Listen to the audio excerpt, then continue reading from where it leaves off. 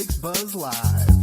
Buzz, buzz, buzz, buzz, buzz, buzz. It's Blake's Buzz Live. Buzz, buzz, buzz, buzz, buzz, buzz. It's Blake's Buzz Live. Hate less, read comics. It's Blake's Buzz Live. Buzz, buzz, babies.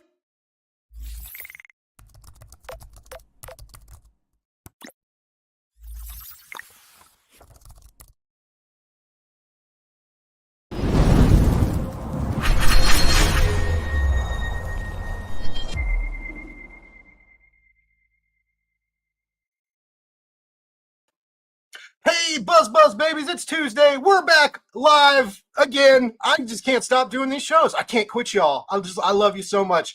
I've got a very cool show tonight. I'm very, very excited because I've heard a lot about this publisher, but this is my first time interacting with them, my first time reading one of their comics, and everything has been an absolute joy so far that I just can't wait to discuss and show off all this cool stuff that this publisher is doing. You may have heard of them before, MERC Publishing. They've got an awesome new campaign, DEATHRAGE. It's all the rage. I'm sorry, that was bad. Please don't leave. But it's a very, very cool comic. I'm very, very stoked to talk about it. And I have some of the creators in the house tonight. I've got writer Murphy, writer Aaron Sparrow, and what's your name again? You're my boss, Joel Rodriguez of Metal Ninja. I just got fired, ladies and gentlemen. We'll talk after the stream. Joel and Metal Ninja Studios are in charge of like lettering and design. We'll show off the Kickstarter page in just a moment, and you'll see all of what they bring to the table. Very, very professional looking, and you got to keep it clear because I mean there's what 87, 90 there's a lot of covers and options to choose from on this campaign, which is really cool. I really like that. I like that it feels like shopping down the toy aisle at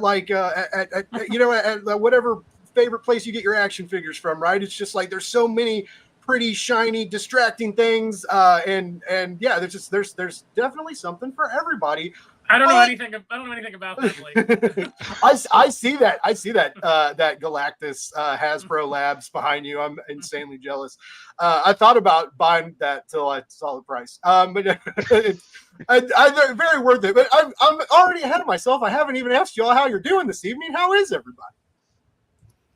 I'm good. Joel's not doing great. He's also fired because he didn't wear his uniform. Hey, I wore my own uniform. He's wearing his other uniform.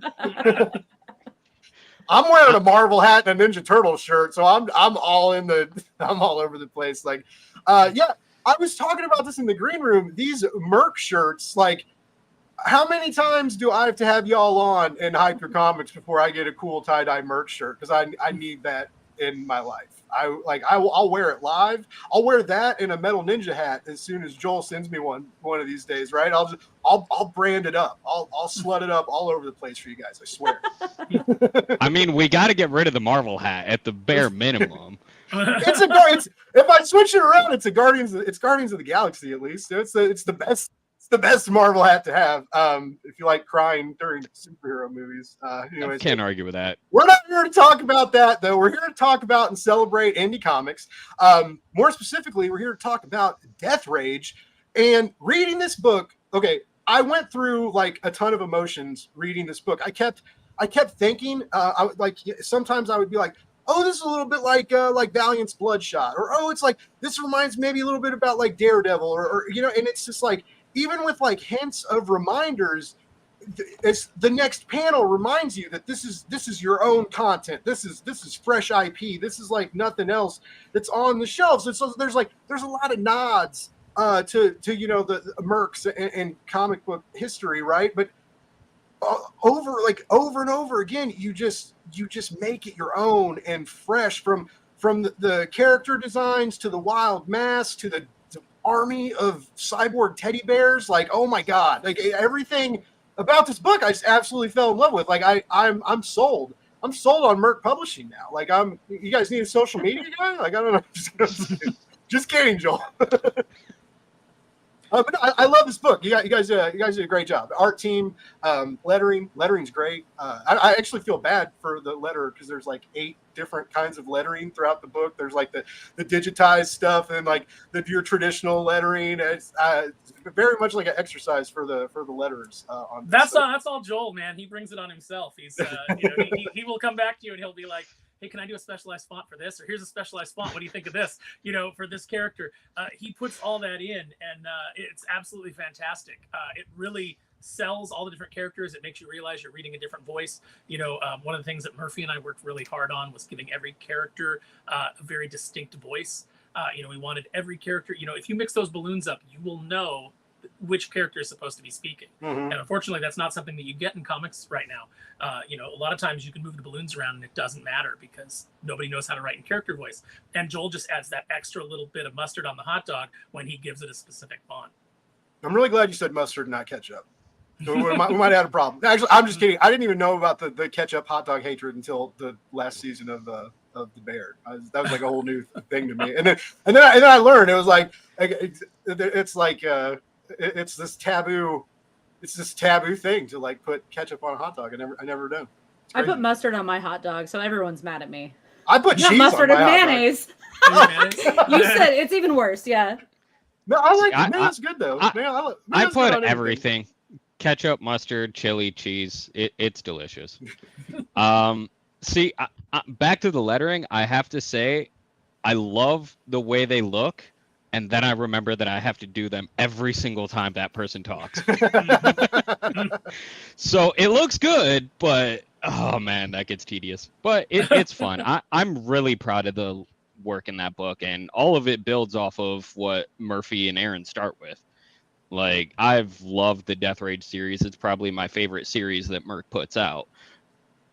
Nice. Yeah, it's really good. It's really fun, and it's like hyper violent, but it's full of like personality and charm too, which you don't always get, right? It's usually like one or the other. It's like flat and emotionless and like hopefully pretty and violent and bloody, and then it's rare when you get like the humor and the charm woven throughout the narrative, and y'all just do that naturally, just making everybody else look bad in the indie comics writing field. So kudos to you guys for just doing a really great job. As I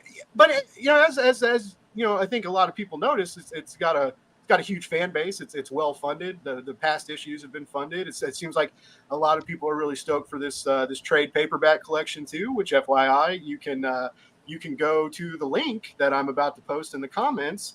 And if you're new to the series and you're not a single issue person, you can get the trade paperback coming out. Or if you are a fan of the singles, you can explore a plethora of variants and single issue options and tons of really cool add-ons. So it's right there in the link. You just click that; it'll take you exactly where you need to go. This is obviously like a pretty close series, right? You both have been involved with it for a while now, and this is your volume 1 is here and it's ready and it's ready for the public and it's ready for a new audience with this trade paperback. How you two feeling about that? I am just over the moon about it, because DEATHRAGE #1 was the second comic that I ever wrote, and oh, wow. I went into it. It's with Miss Meow. Miss Meow was a lot more of Jamie Tyndall, who is one of the co-creators. It's me, Sean, Hidachiko, and Jamie were the original creators of the series, and Miss Meow had a whole lot more of Jamie in it, whereas DEATHRAGE was really like a story that we kind of started together, and then I got to like really, really like kind of like fly with wherever I wanted with the ideas. But like he would include these parts of it that would just take it in a whole other direction, like the Teddy Bear Army. Like that is 100% Jamie. And it's these just wild out there ideas that like he would have, that then I'd have to sit there and be like, okay, like what are the puzzle pieces that make this make sense?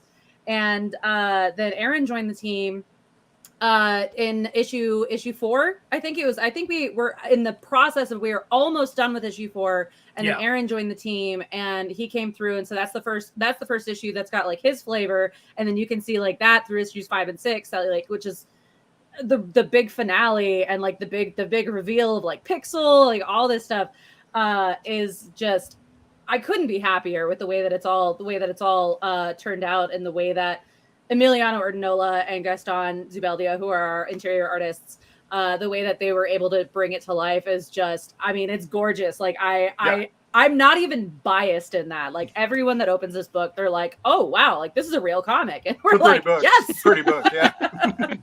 And it's a real comic in the sense of like the way comics used to be. You know, it's not a slice of life. You don't have people just sitting around in diners, you know, eating cheesecake and talking about their lives. There's action, there's pathos, there's, you know, there's violence, there's sexiness, there's humor. You know, we really kind of ran the gamut of different emotions, like you said. And it's a real roller coaster ride. You know, what Murphy instilled in it from the beginning was that there were so many great elements to play with. And when I came in and I said, okay, so what are we going to do with this? And we kind of like added a little bit to the beginning for the retail edition, which is now present in the trade. And we went through and we did like a lot of connective tissue, and she and I went back and forth and we crafted like a lot of new dialogue. One of the things that we decided in the special edition, which is in the trades, is that the teddy bear army would talk, which in the original Kickstarter, they didn't really. Oh, really? Yeah, there was so many great opportunities for humor there that we really just like, once Murphy and I sat down, we really started like going through all of these great elements that she had put together. And we said, okay, so now how do we like maximize this? How do we really push this into the absurd or the absurdly funny or the, you know, just really violent or the really tragic? You know, DEATHRAGE is such a great character. You know, Jamie really came up with his look, and I think Sean is responsible for his name. That's his contribution. But all of the character elements that are in there are Murphy, and then me coming in and just sprinkling a little bit of, you know, a little bit of seasoning over the top of it. So it was a really great collaborative experience, and it's one of the things in my career that I'm most proud of. Nice. Now you're the editor on this too, right, Aaron? Or are you just Yes. a general editor at MERC? You know, I'm basically in the kind of like editor-in-chief role. I oversee kind of Cool. the creative direction, along with Murphy, of the you know, of all the characters and tying everything together and really making this a cohesive and shared universe. Nice. Now you mentioned the retail edition. So are you guys in the direct market as well? Like, does this release in shops? Yes. Yeah, all so- 6 issues have been released. Yep. Yeah. We started releasing our comics last year in June was our first release with Miss Meow #1. All of our issues have released in stores at this time. So we are actually doing Kickstarter special editions, and we have and that's kind of in preparation now. Like we've got here in about 2 months, we're going to start like the phase 2 of MERC, which we're all like super pumped about. And so that's going to be leading into like next year is going to be all new stories. All that's coming to Kickstarter, and then we are going to end up back in the direct market probably the later half of next year. Nice. I'm excited. I've only been working for Joel for about 4 months now, and so I'm really stoked to you know, I know Joel's worked with you guys for a while, and I'm stoked to be like you know, part of that and help like the campaigns, you know, help blast them on social media and stuff, because I really do.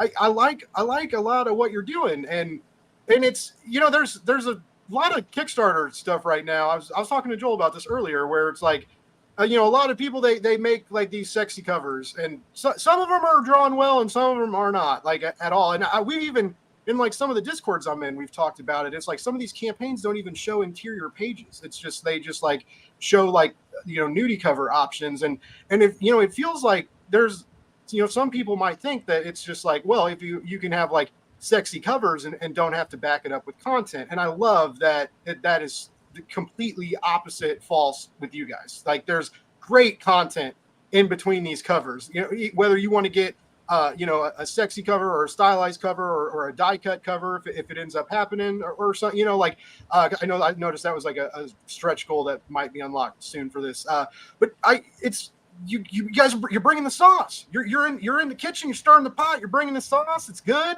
Like it's that good vodka sauce. The pasta's just perfect. I love food. If I talk about comics and food, you know, I'm into the shit.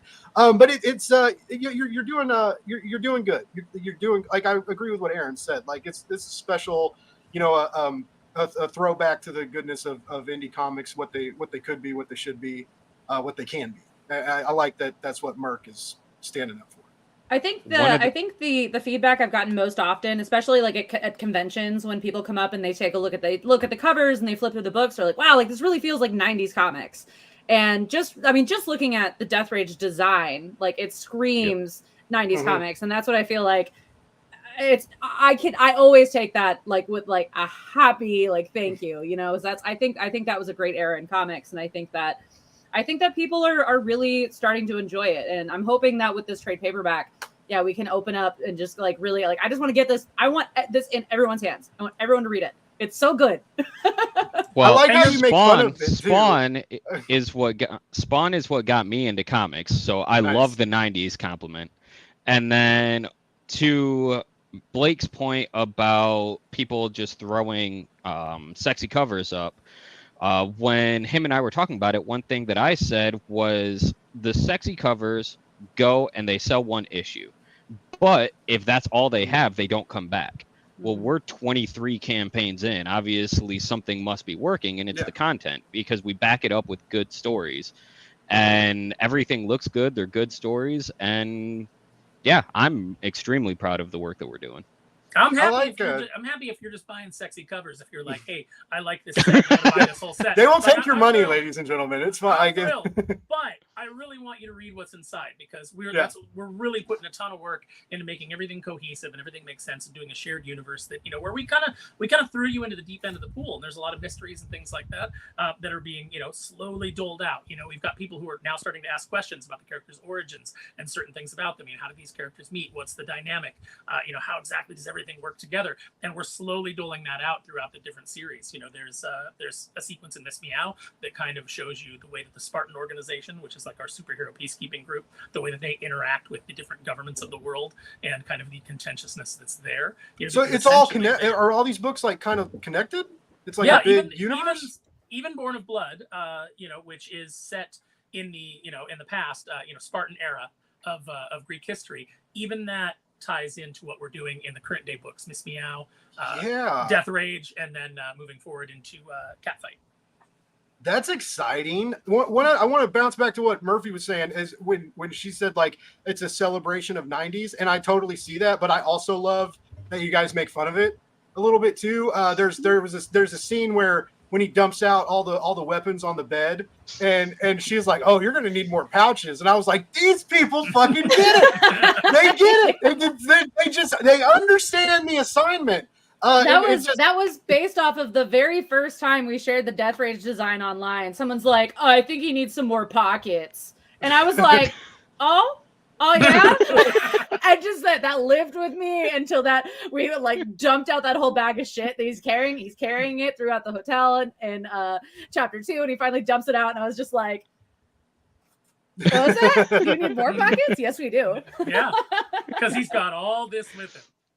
And there's even like a troll doll, and then later in like the next issue, he's in this big fight with the Kodiak Syndicate, which is this gang that we've got, and which will play more into future issues as well. But he kills somebody with the troll doll. So you know, everything that he has, no matter what kind of junk it looks like he's carrying around with him, he will utilize it. Yeah, Jason Bourne and John Wick can use pens and pencils, but they're not using fucking troll dolls. All right, so like that's why you need this book in your life. Real quick, we got a lot of people commenting. I'm so sorry, new people watching. I am notoriously bad at putting up with or at paying attention to comments. But let's see here. We got Maxfield Von Priestley. Thanks for tuning in, man. If you have fun and watching, I do these live interviews all the time. Love having creators on and talking shop. Ronan coming from Australia. What's up, baby? Let's see. We got Nottingham's David is on in the house. Thanks for tuning in. Benjamin Morse going back to the hot dog comment. Skyline chili, onions, mustard, cheese. I'd eat that. I'm not gonna lie. When we started talking hot dogs, I got hungry, and now I'm like, if I get distracted, that's why. It's because I'm thinking of like delicious Costco hot dogs with a bunch of stupid shit on them, or like even gas station hot dogs with that like the worst nacho cheese, but it's good. Anyway, you know, it's like it's not. I don't think it's real cheese, but it might be. It's like it's like that. It's like Taco Bell cheese. It's sort of cheese. Yeah, it's that sort of cheese. It comes from somewhere, not cows. But yeah, I love hot dogs. comics, guys. I love hot dogs and I love comics. If any new people viewing, if you want to deep dive into the realm of Blake, you've just learned everything there is to know about me. That's it. Hot dogs and comics. I'm an empty shell other than that. Let's see. Max Field says Merc's changing the game. Can we tease the book coming out of the Miss Meow series? That's not up to me, Maxfield, but if it can happen, we'll sure talk about it. Let's see. That Spider-Man Boost says, "Congrats, Merc team. You deserve all the success." Yeah, you guys are absolutely killing it. David Azan says, "Why isn't everyone in tie-dye?" Hey, baby, I think the same thing, David. If you heard me earlier, I'm already I'm in pursuit of one of these shirts. I'm gonna find a way. If I have to lose weight to get a smaller size. I'll tell you what. Anyone watching, go back the campaign and go comment buzz, and he gets a T-shirt. Oh my God, dude, Ronan, do it. Ronan, do it. Ronan backs every Kickstarter ever, and I feel bad. No, I'll be able to see if you're a new backer.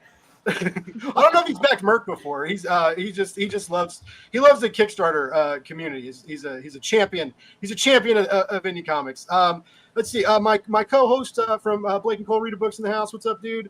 What are you talking about? Oh, thanks for he's a mod now, so he gets to share the links. Let's see. We got Weapons Remorse. What's up, dude? This is so cool. So you guys are bringing new people into the chat. We gotta have Merc on more often. This is how it is. David says it's Weenie Oli time. And back to food. On Blake and Cole Read a Book, Cole found this Weenie Oli meme, and it's a hot dog with a slice of cheese on it and Chef Boyardee raviolis, and it says it's like a breakup meme, and it's like, I'll just be making Weenie Olis for somebody else. And we kept joking around about making Weenie Olis on the show. Well, we did it. And Cole went right from the meme, can of Chef Boyardee, slice of American cheese, sad hot dog, regular bun. No offense, Cole. But I went to the store. I spent $30 at the store. Got gourmet hot dogs, got real raviolis, good sauce. Got some provolone and good Parmesan to shred over it. And we made these monstrosities and ate them live on air. I don't know that Weenie Oli works unless you're going as cheap as possible.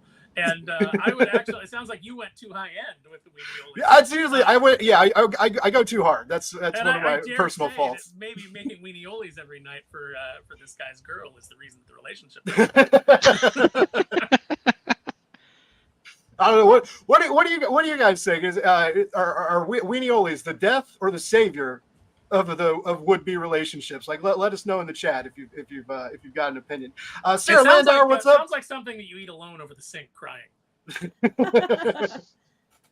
Weenie Olis and ice cream. Yeah, an entire sleeve of cookie dough. We gotta go, guys. I'm starving. No, I'm just kidding. But yeah, look, I was kidding, Aaron. The show's still live. All right. Fine, we'll talk to you later, I guess. Yeah, just kidding. Yeah, but that was a fun episode, and it was so funny because everybody in our Discord, they were legit worried about us. They were like, "You guys are too old to eat like that. You're gonna die. It's gonna ruin you.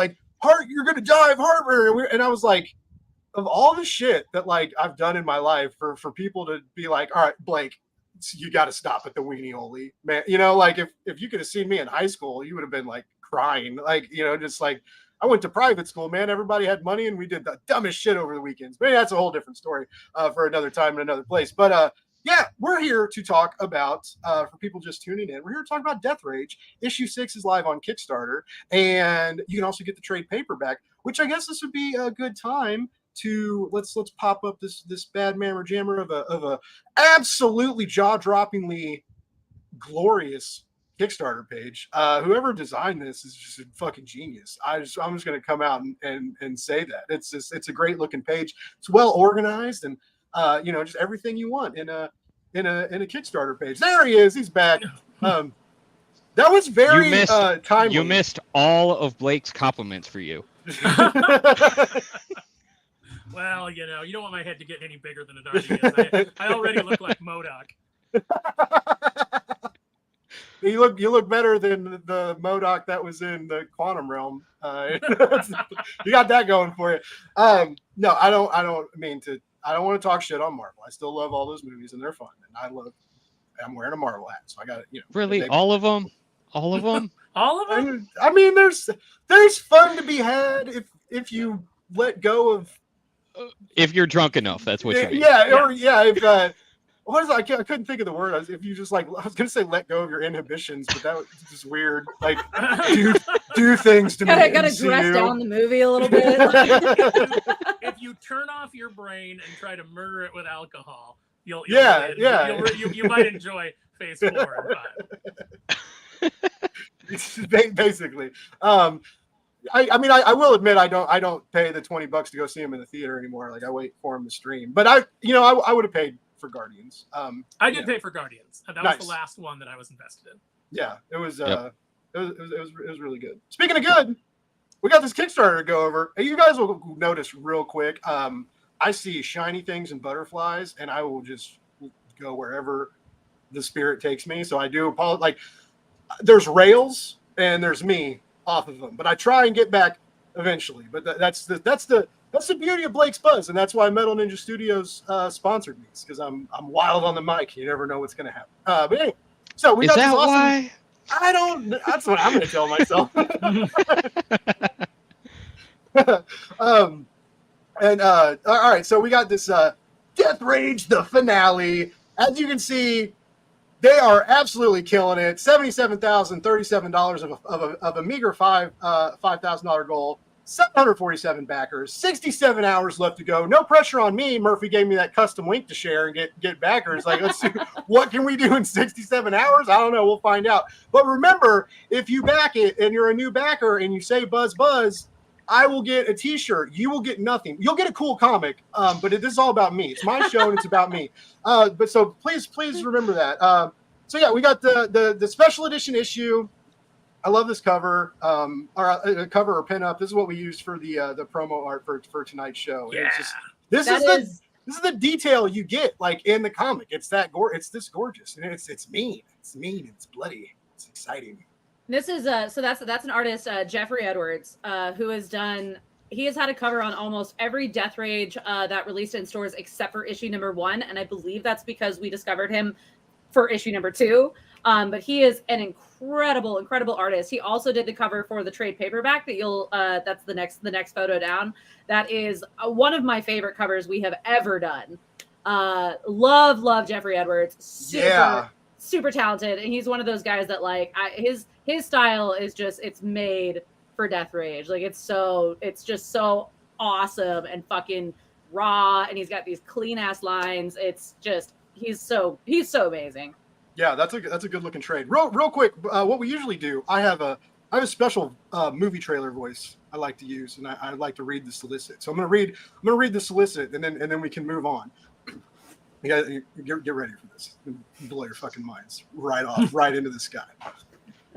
Super soldier experiments, mob bosses, teddy bear assassins. It's all led up to this, the final issue of your favorite MERC's origin story. The supposed AI of DEATHRAGE's helmet has revealed her true form, but her story is yet to be told. A decades-long tale of deception and captivity lead Pixel, DEATHRAGE, and Firekiss to this moment of mayhem. There's revenge to be had. There's blood to be spilt. DEATHRAGE will have to do it all through new eyes. Get ready for an action-packed finale of DEATHRAGE. Pony up, motherfuckers. It's worth your money. I should add that. I like that. I feel like you were just this far away from blowing out your eardrums. What's the cost of the trade, Murphy? What's the if you want to buy in on the trade, what's the cost? It's $20. Okay, so it's like $20 gets you the whole seat, but you'll only need the edge. Shit.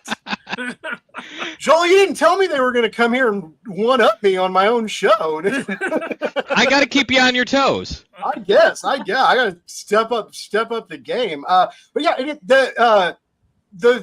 is that exciting. There's awesome characters. There's backstabbing. There's AI. There's little mercenary army of teddy bears. I think you guys should spin off and do a teddy bear miniseries, and just like how many people can they murder?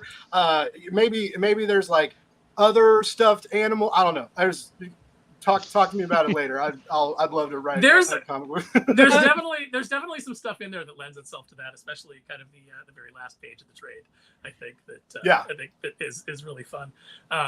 We got to do just so many fun things with this series, and it really is kind of a balls to the wall, like kick-ass just action series, but there's a lot of pathos in it. There's a lot going on with DEATHRAGE. He's a Black Vietnam vet. He's a war hero, but he's also got PTSD, and then he gets locked into this Spartan, being a Spartan guinea pig for this new super soldier serum that they have.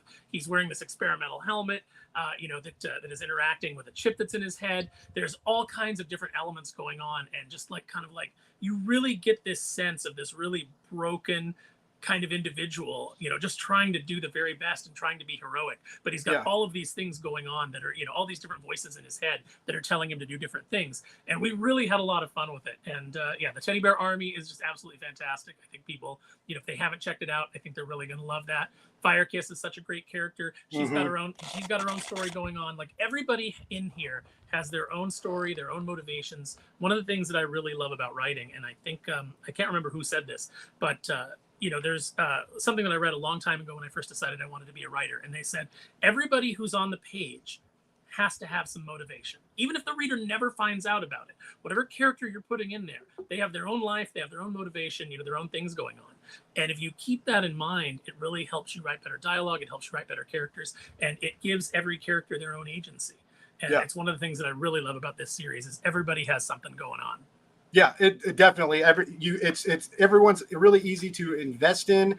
They're exciting to follow, and they come together and make every issue better. And it tells a better story. And they have, like you said, like the individual arcs. They all matter. They all resonate, and that's hard to do. And it doesn't happen. It doesn't happen a lot, even in the big two. Not everybody is great at juggling a cast like that. And you and Murphy have done a really great job here of balancing out a cast and like I said, making them resonate with your audience. It was just it was easy, very easy to like everybody and worry about everybody. And even when you get excited for the violence, you in the back of your head, you're like, I really hope everybody's okay though. It's a flesh wound. Yeah, there's a couple of moments in there. I actually got some feedback from somebody that was like, I can't believe that you killed this character. This was a character that I absolutely loved. Even though they were psychotic. And I was like, just keep reading. Like, there's all kinds of stuff going on. That's one of the things that's really funny about doing a book that comes out periodically, is that you'll get people and they'll be like, I can't believe you had the character do this, and it's like, story's not done yet. You don't have the whole context. Just wait. You don't get all the answers all at once. That's one of the things that's fun about storytelling, is that things are doled out to you slowly, or at the writer's pace. But what you think is going on may not be what's actually going on. So yeah.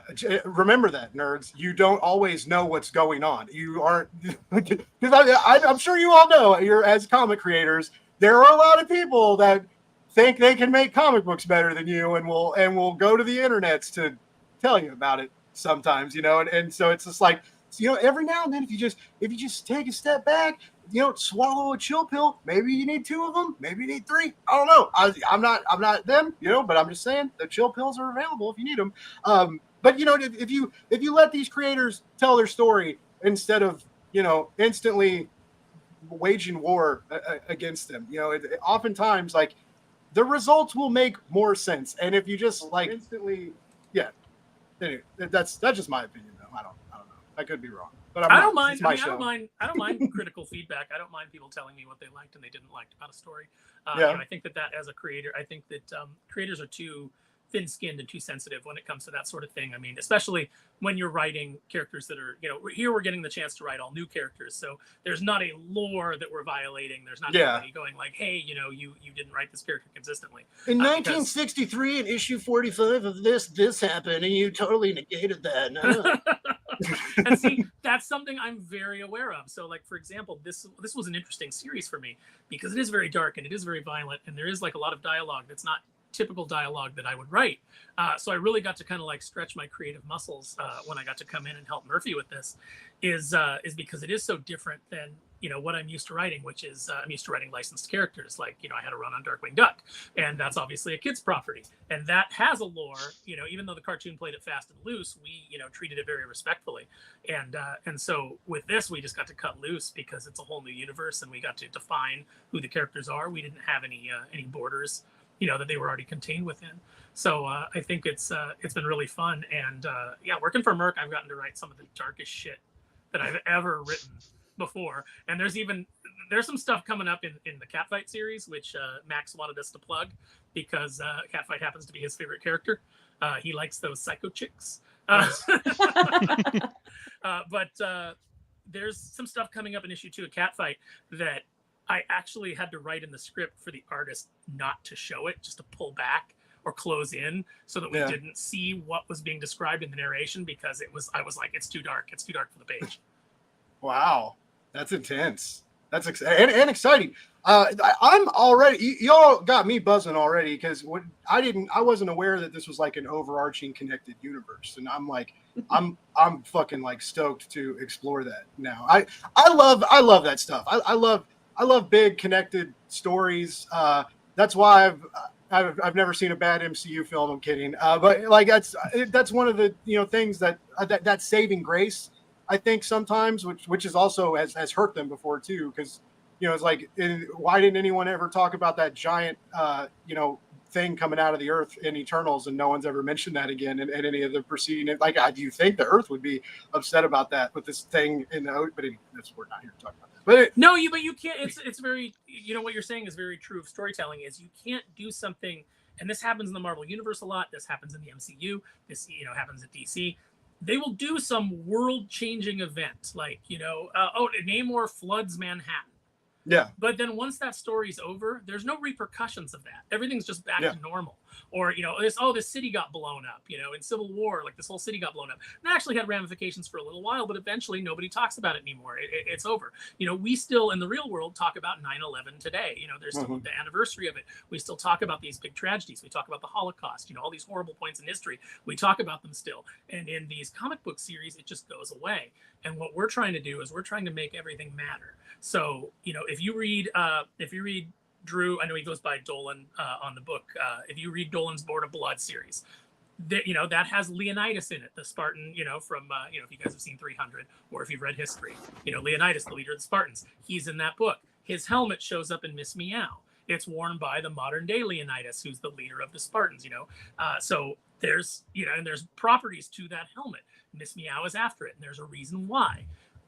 That ties back to Born of Blood. Catfight is in Miss Meow. DEATHRAGE shows up in Miss Meow. He interacts with Catfight. There's something between them.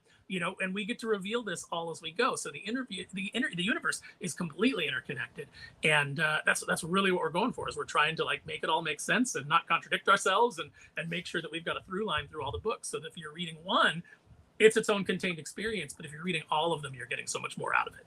That's dope. So does that mean in the future, like a big crossover mini-series act? Like, is that like a possibility of like a future MERC project? Or you're probably like, shut up, Blake, we can't talk about that yet. Don't ask me that question. We're at a point right now, we have when we started out, we did our first Kickstarter in December of 2020. And then within our first year, we're about at the 2-year point, or actually 2.5 years now. We have finished the first 3 series. So we're working on right now. We're going to start publishing the next full series, which is a volume 2 for Miss Meow. That's going to be our ongoing storyline. We have a couple of one-shots, or not one-shots. So a couple of short series that are going to be coming out. And then we've talked about a lot of different ideas, and I can tell you, no plans of slowing down. We're just going to keep making more comics. So I am a big proponent in the belief that the stories should drive themselves. So we're not going to go and do a big giant crossover Earth battle until we've done the work to get there. Okay. And I can tell you that I don't think 3 years of publishing comics is you probably haven't earned that yet. I think we really, really want people to get invested with these characters and to care about them and to follow the stories and to laugh and to cry. And So, short answer, fuck yeah. ... someday. I love everything that you just said, because I used to be a Wednesday warrior, and well, that it also is different now because I live like the freelance life, and so you can't. I've had to learn like you have to be a little bit more careful with money and scheduling, spending, and all that fun stuff. But like, I used to drop a lot of money in comic book shops, and I used to be I was a completionist, right? And it was like I felt like I had to get the big summer crossovers and get all the tie-ins, even though not all of them were very good. And, some were like blatant cash grabs, and some barely had anything to do with like the main series. And I love that notion of like, yeah, we'll do this when it's time and when we've put the work in and when it matters. Because I feel like that has been lost. I feel like every few months it's just like people are like, we need a crossover, we need all the characters in it, we need 100 issues for people to collect, and all the variants for each one, and da da da da da. And it's lost that magic. I feel like it's not as impressive as it used to be. It's like there's like Fall of the Mutants, or like some of the old like Claremont stuff, and those big Marvel crossovers with like X-Men and New Mutants and all of that. We've kind of lost that a little bit, or maybe we haven't lost. Maybe we're oversaturated with it. But either way, I like that notion of like, we have to work. You as creators, you as a company, you have to work for that, so that you can deliver what your audience deserves. Like, fucking talk about customer service. Like that is, that's music. Consumer music to my ears. Press me, it's very, very impressive. Show host me. You guys have said nothing wrong, and I'm just sold all day. Like I'm all about the MERC life now. Like, I mean, I can look at it like the CW shows. The first crossover they did was like, I feel like everyone that I know that watched those shows or that was invested in like the superhero on TV genre was really, really excited. And then the second one, there was like less people, and then the third was because they felt like they had to do it every single season. And so it's like when you do that, and you make that a thing that we always have to do this is always going to be the big, event. It's like, well, by the third time in 3 years, like that's not special anymore. Like that first time was awesome, but like you had 6 seasons of the Arrow first, and then 4 seasons of the Flash, and then 2 seasons of Supergirl to get to the point that big crossover event was something that was really cool. And yeah, I'll watch the fucking other show just so I can understand what's going on in the crossover. I'm not watching another season of it though. I can't even remember, what was that called? The Legends of Tomorrow? One. Yeah. That was the best one. What? The thing that really got me when it comes to the crossovers in the comics was the end of one crossover was a tease for the next one. Yeah. Like, you're not even letting the dust settle before trying to pitch the next story. Like, it's lost a free all crossover. of its magic. Or when you have more than one going on at a time. Like the Spider-Man titles are having Dark Web, and the X-Men titles are having whatever the stupid thing they're doing on the island of Krakoa. They're doing that stupid thing. And, you got to buy both. And maybe they cross over because we're desperately trying to tie X-Men to Spider-Man so that we can try to get some sales back. What if we put Nightcrawler in a Spider-Man costume? That makes sense, right? It's just such an oversaturation. And what we want to do is we want to do like the old crossovers, like the way that Marvel did them in the beginning. It's like years of X-Men built up to Inferno. Yeah. And then Inferno crossed through every character that was in Manhattan. Yeah. And every character that was based there. And all those crossovers meant something within their own book. Like Spider-Man dealt with Hobgoblin and him being possessed. That dealt with his character. That made sense. Power Pack dealt with one of their old enemies. Those were all done very well. And it eventually got to the point where now the crossover drives where the comics go, as opposed to the comics driving the crossover. And we want to stay in the, hey, we've built the foundation for this, and now it makes sense within the story for there to be this crossover. We've laid all the groundwork, we've put together all the clues, and now you're going to see the culmination of that storyline. And then we'll build another storyline for however long that takes. It doesn't have to be mandated the very next year or 3 months later. Oh, we need another crossover because we have to have that, we have to have that influx of cash.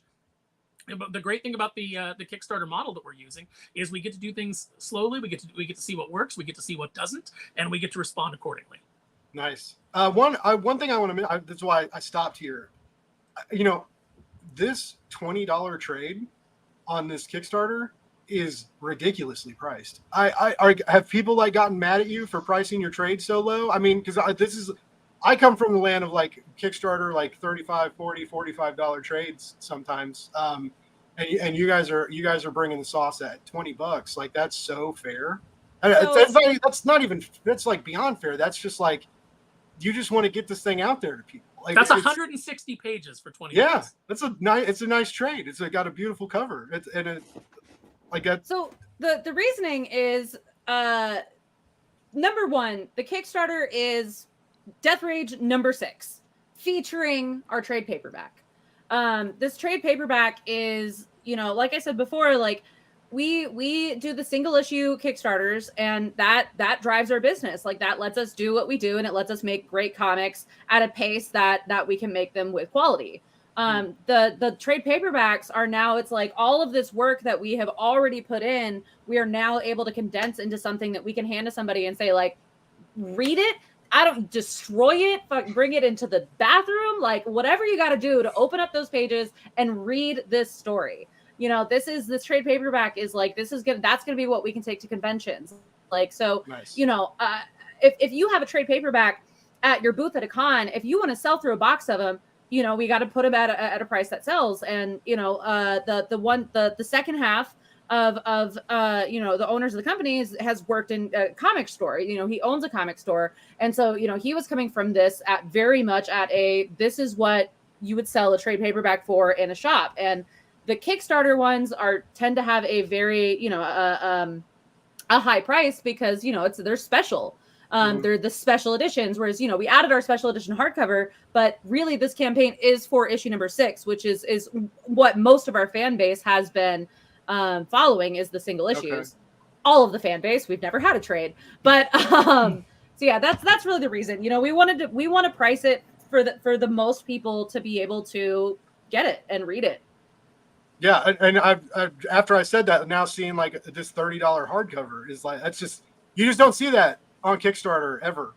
Like, honestly, that's just so competitive in pricing. Like, everybody watching this, like, go back these. Like, that trade and that hardcover are magnificently affordable, and I can tell you, like, I totally recommend these. It's great, fun comic booking, and you will have fun reading it in the bathroom, like Murphy recommends. Like, it's great bathroom reading. You could also read it outside. You could read it on the couch, but if you want to do it as the creator intended, you drop trowel, you sit on your throne. Oh no! And you read it in the bathroom. That's how it's meant to do. It's not me, ladies and gentlemen. That's all Murphy. See what you did, Murphy. Murphy, is it too late to add a DEATHRAGE on the toilet variant?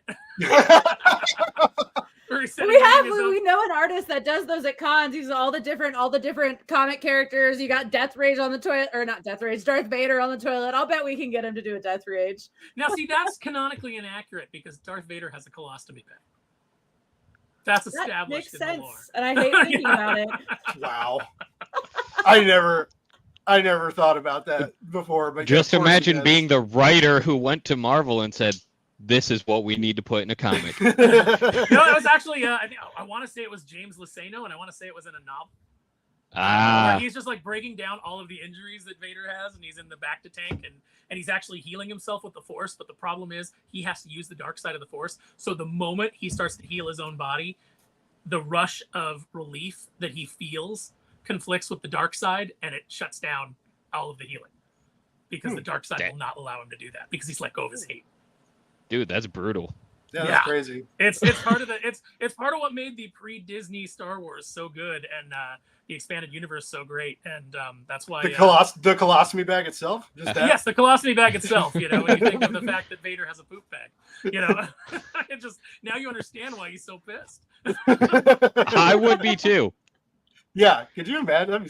So I used to be a bouncer at a bar, and well, I guess I could have been a bouncer at a strip club. I was a bouncer at a bar, and we sold like that boxed wine, and I would have to like when the bags went low and they quit like pouring out, I'd have to go like restock it. And so you could never get like all the wine out, right? And so like I took the bag one time and I tucked it into my shorts, and I was behind the bar, and I was like, oh no, guys, my colostomy bag fell out, and everybody thought it was really funny, but my boss got mad at me. And then anyways, I don't know why I lost. I don't know how I lost that job. I was so good at it. You should have told him you don't know the power. Yeah, of the dark side. I was like, dude, it's the force. Like, I must wear my colostomy. I didn't know that then. But yeah, as you can see scrolling through here, as they talked about, the single issues are a big deal for these campaigns, and there are a plethora of options to explore, and different elements that, I guess, to put it frankly, might tickle your fancy. But they, I think these are, you guys get great artists that work on these. No matter if you want like the nude exclusives or just like the pinup style variants, like you guys have a great eye for art. Now, as writers, do you get? This is. I love this. Actually. That is our interior artist of DEATHRAGE, Nice. Emiliano. Yeah. Mm-hmm. And Yeah, he's a good drawing meme, a good meme homage is like always like it always sings to me. That's all you, right, Murphy? Like you came up with that? Yeah. I was like, originally I was gonna have him do the one that I would turn into the magazine cover, because I was like, oh, cover 8. And I gave them like 4 different like kind of magazine like couples like being fucking sexy on magazine covers ideas. And then as I'm looking through Google for like different inspirations, randomly this meme was in with all those, and I was like, or maybe you could try this. And they sent me like 2 other ones, and then this, I was like, that's it. Like, it's too perfect. Yes. But that answers my question, because I was going to ask if you all had creative input or how in control of some of these variants you were. But so you guys get to play around in the variant scheme too for the comic, it sounds like. So I have Aaron's actually doing a majority of the heavy lifting when it comes to the writing, and kind of like driving the stories, like making sure like that's all staying cohesive. He is writing that new series that we've talked about that's coming out. Catfight's going to be fucking probably our biggest Kickstarter of all time. I'm super excited. And then he's done some of our one shots. And then I am doing actually a lot more of the just kind of general driving the ship, especially when it comes to like the covers. There's not a single cover that comes out of this company that I don't touch at some point in time. Nice. So yeah, I get, this is where I get to use a lot of my creativity, is kind of coming up with, when you've done, this is our 20th Kickstarter campaign just for MERC, and that doesn't include like our sister company that we've done some self-published, indie-owned, creator-owned titles with. So this is 20 Kickstarters that all have 5 to 10 covers on them. Like, that is a lot of covers. So it's, once we get this far, it's like we have to start really getting like creative, and we want to make sure that like we want to look at the DEATHRAGE 6 campaign, and we don't want that to look the same as the DEATHRAGE 4 campaign. So there is some cool like use of creativity that I get to have on this part of it. So you're just like the boss of Joel. What's that like? Yeah, because he's the boss of me, and I want to live vicariously through this moment. Now, keep in mind, Blake, you just told your boss's boss that now her comic has to be read on the potty. Technically, I just told me my underling, so I understand now. He's like, yeah, no, that's it. You have to.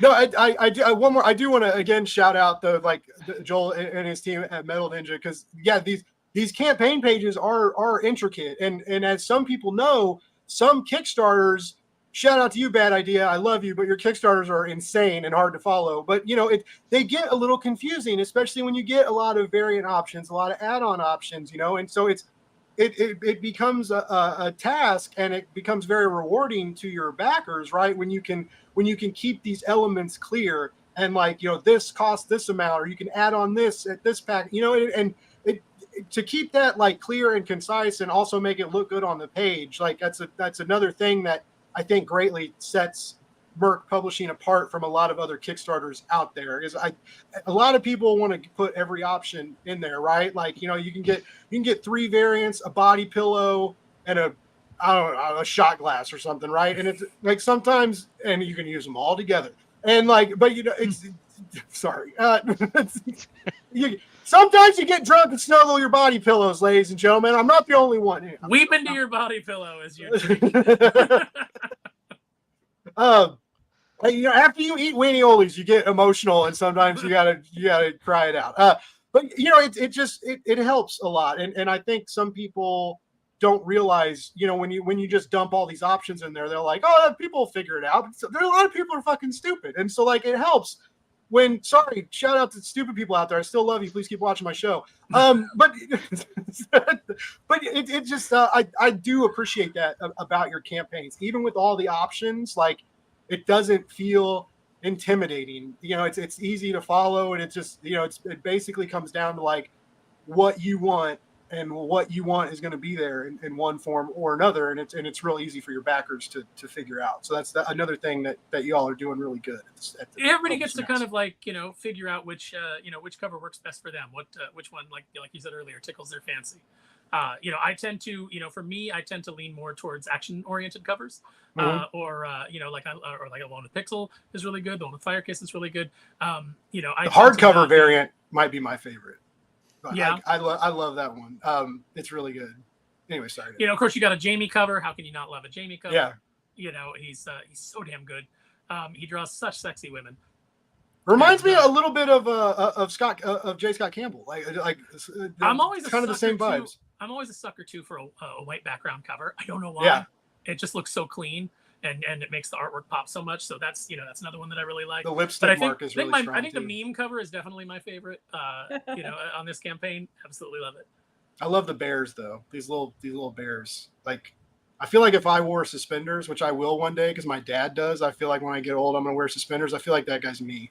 Like that's future Blake's Buzz right there. And Candy is such a psychotic bitch. I love her so much.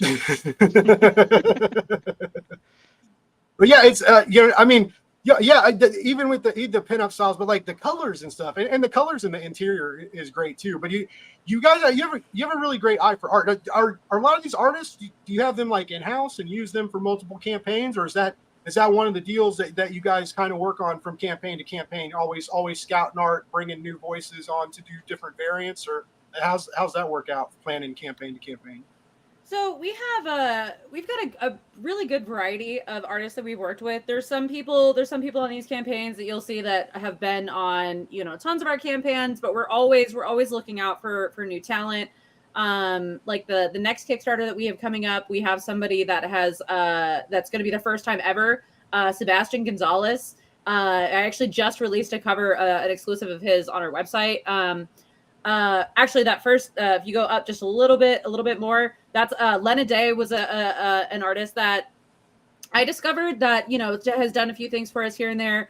But you know, we're always looking out. We're always looking at other campaigns. We're always watching out on Instagram. Like, you know, it's we don't want every single one of these to like all have, you know, the same list of names on it. But there also are some people that, like, you know, I feel so lucky to be working with so many of these artists that I tell these guys all the time. It's like, if you have a slot, I have something for you. Like, you know, we're just constantly putting out new stuff. So, but, you know. Now, what is a jeweled metal cover? This is something I've heard of metal covers, and I've heard of like hollow foil. Is it like, did they kind of like get together and make a little baby, and this new baby is a jeweled metal cover? Like, so it's a metal comic, and then it has hand like little jewels. Like you bedazzled a comic book cover? Yeah. Get the fuck out of here. That's insane. Oh my god, I love you. I love you guys so much. Like I don't work for Metal Ninja Studios anymore. I work for MERC. I'm sorry, Joel. I'm just kidding. I do have loyalties, but I can't be bought. But no, that's so. Oh my god, I love that. I love that so much. Like, why wouldn't you bedazzle a comic book cover? Are you the first to do that, or did you see that somewhere else? No, I've never seen that before. That's actually a Coffin Comics something they've been doing for a long time. I know Jamie has. I was trying to say I actually have one of his Lady Deaths right here that I know has been a jeweled cover, but yeah, they started doing those like I don't know how long ago, but that's where one of the things that we kind of got inspiration from them. Very cool. Yeah, there's so much crazy. Like I know there's like those weird like acrylic layered covers that look kind of like 3-dimensional. Now there's like tempered glass covers now you can get. Like I kind of wonder where we're going to be like in the Kickstarter variant scene like in a couple years, like where technology is going to lead us, right? Like it's going to come with like a pair of VR goggles, and it's going to like you're going to need like the new $4,000 Apple headset to like look at it and see it or something. I don't know, but I love that though. I love that there's so many options to explore, and I love it's cool that you guys as a company get to explore those options and offer them to your backers and work with all these different artists and give them like different ways to tell their stories on their covers, right? It's very, very, very unique, and like I said, there's just so much to offer, and this is crazy too. So you guys, so some of these covers are limited and sell out even before the campaign ends. So like some of this isn't like made to order or print to order. Like you're only offering a select few pieces, and they like people are snagging them up. So you're dealing drugs to these poor variant addicts.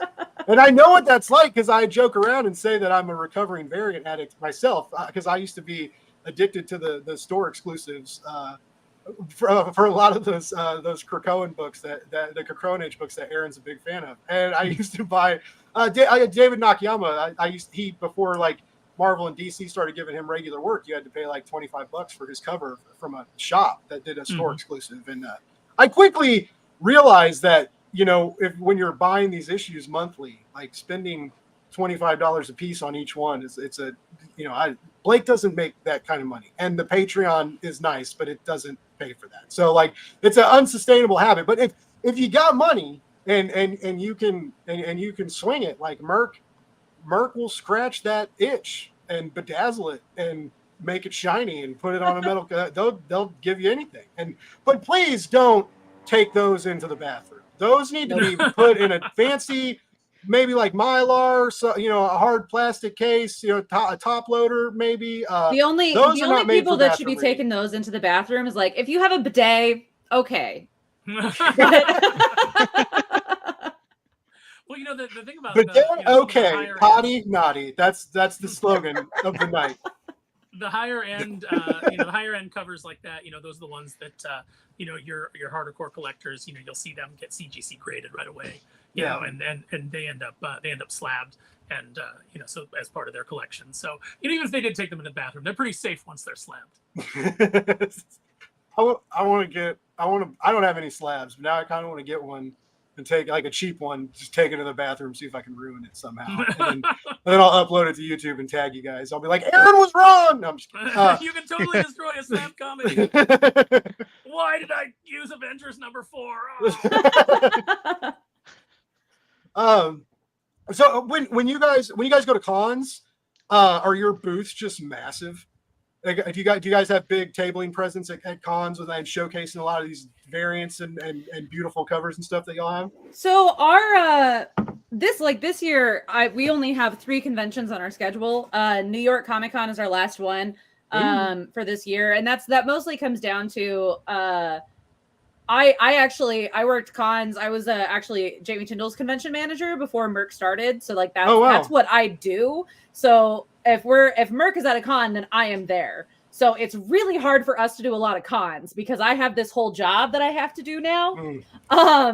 But when we do cons, we don't go huge. But we definitely, I can tell you, we fill the space, and it's one of the reasons why we're really excited to have these trade paperbacks because one book takes up a lot less space on a table than 6.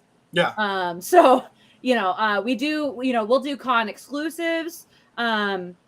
Like New York Comic Con this year, we've got a big launch for a Catfight preview that we're going to have some special covers for. We've done, yes, it's gonna be awesome. And we'll do stuff like that. And then when we have like Dallas Comic Con a few months ago, we had a really good list of our cover artists that were there. Like Ariel Diaz was one that I people were super excited. She was right down the aisle from us, so I just like put all my Ariel Diaz stuff out. So yeah, we'll bring the variants that that we have people there to go get signed. But it's a lot. It's a lot of books to try to bring to a convention. Yeah, yeah. It gets, the nice gets thing crazy. about New York, too, is that it's a convention where maybe the majority of our artists attend. Mhm. So it's Oh, one of the cool. only places. It's one of the You only get to places connect you with can get- everybody. Yeah, and it's one of the only places that you can get, Emiliano, who lives in South America, but he always comes and does New York Comic Con. So it's one of the only places that you can get the actual DEATHRAGE, interior artist and who's done so many covers for us. You can get his signature. It's really fantastic, and we get to hang out with him and see him for that one time a year, amongst all the chaos of the con. So it's really a blast, and he's done such an amazing job on this series. Everybody who has contributed to DEATHRAGE, whether it's Emiliano in the main book, he's also doing our Miss Meow Volume 2. Emiliano's the artist on that with writer Yep. Pat Shand. So we're Ooh, super Pat's excited working about with that. you guys. That's cool. Yep, He's yep, part of the Pat's- show. Yeah, I've been trying to work with Pat for years, and it finally happened. He was one of the main guys I had in mind for handing off Miss Meow to. Nice. So, I knew that I had Catfight coming up. I knew that I had more single issues coming up. And so I really wanted to bring in somebody else, somebody solid that could, take the ball and run with it. And so far, the scripts he's turned in have been absolutely fantastic. We got some crazy new MERC characters that he's introducing that I think you guys are going to love. We're going to get some great cover mileage out of. I bet. And then Catfight, and hopefully you guys are interested in DEATHRAGE. Keep pushing us higher, because I am dying to do a second volume of DEATHRAGE set in the present day and show you a little bit more of the modern day Spartan world. I'd love to do a Leonidas one shot. Set in the modern world with our current Leonidas. There's all kinds of fun stuff that we'd love to do as we continue to flesh out and build this world. And everybody has been so great in their support and in helping us to do that. So, we can't thank the fans enough, everybody who contributes to these campaigns and everybody who's actually reading the books. Yeah, it's that's exciting. I too would like more DEATHRAGE. So yeah, if make it happen. Everybody who's watching the show, I really encourage you, go check it out. There's digital options too if you want to save some money. But as I mentioned, that $20 trade or that $30 hardcover, very that's some easy money to spend on Kickstarter these days, and it's not going to break you, and it's going to give you a nice fun time. A solid 6 issues to read and some cool back matter to explore, and very much worth it. And use the link I posted to do that, and leave a comment on the Kickstarter page, Buzz or Naughty Potty. Well, I'm throwing that out there. Use Buzz or Naughty Potty. One or the other you can leave. If you comment Naughty Potty, I am taking his shirt.